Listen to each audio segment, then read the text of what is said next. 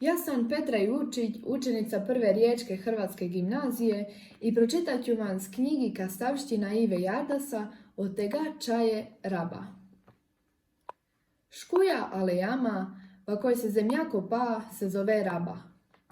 Ako je raba, na kakome vršiće, na ravnice, ali vrebre, pa njoj je čerjenica zemlja.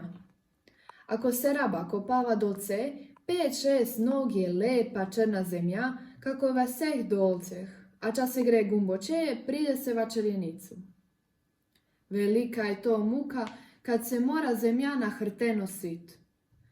Ale va kastavštine, kade god su prezidi i najvet njiv prezidi, nanesena je zemlja na hrte va koše.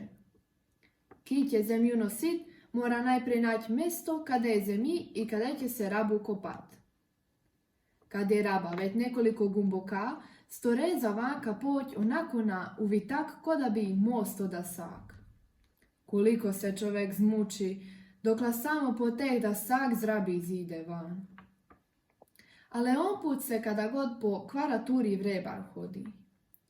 Koliko siromah strpi izjenen bremenon, a cel dan i su zimu. Ja sam 1905. leta, imel sam 17 let, pa vidošince zrabi z dolca vrebar zanesao 110 koši zemlji.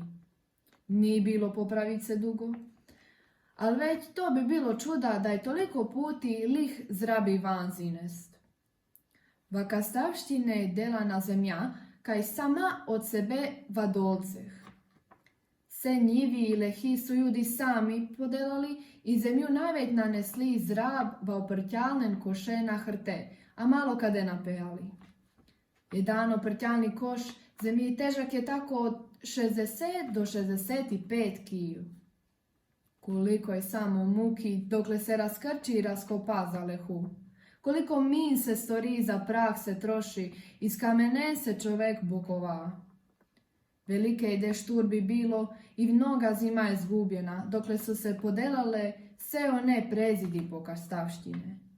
Čaj pak hmet kastavski strpel, dokle je briža na sve te njivi i lehi, na hrteva koše nanesal toliku zemlju. Potem se vidi koliko je težak i mučan život kastavca, a koliko je lagio nemu, ke ga zemlja čeka, da ju lih zaore i seme vanju lišto vrže. Najveć njiv i leh podelalo se kastavštine zmej 1850. i 1900. leta.